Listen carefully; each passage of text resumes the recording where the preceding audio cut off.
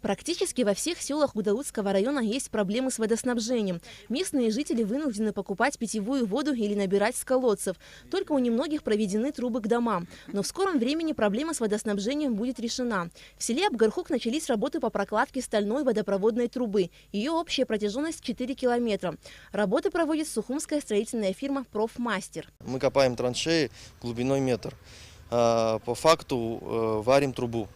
Потому что если пойдет дождь и траншея будет длиннее, в общем-то, там будет сложнее работать.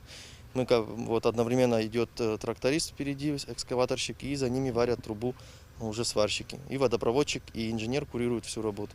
За 3 дня работы уже проложено 200 метров трубы. К концу нынешнего года планируется полностью завершить прокладку водопровода. А уже в 2018 году водопровод будет подключен к этим 2 резервуарам, которые были построены еще в советское время, но так и не были введены в эксплуатацию. Помешала война. По словам специалистов, резервуары практически новые и могут еще много лет прослужить.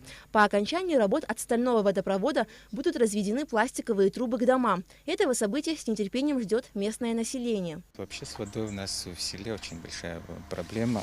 Каждый по-своему, у кого есть колодец, у кого кто-то, может, привозит из города водовоз, ездит. Вот такая вот самая основная проблема в селе сегодня именно вода. Мы, конечно же, надеемся, что бесперебойная вода будет у нас в селе. Если в селе Абгархук уже были построены резервуары, то в Кланарху приходится их возводить с нуля. Здесь проживает около 380 семей. Чтобы их обеспечить питьевой водой, планируется построить 2 резервуара объемом 200 и 300 кубометров. Резервуар построен, сюда будет подвезаться вода, которая идет самотеком с Дурипша. Емкость наполняется, от емкости выходит диаметром 160 труба пластиковая. И с последующим переходом на 110 и на 63 миллиметра. Также параллельно будет строиться еще 2-й резервуар за этой сопкой емкостью 200 кубов. Тоже с выходом 160, с последующим переходом 110 и 63 миллиметра. Одновременно со строительством резервуаров в селе Кланарху планируется проложить водопроводную трубу протяженностью 17,5 километров.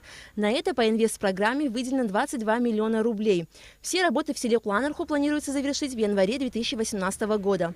Алика Трапш, Мислан Джинджоли, Абхазское телевидение.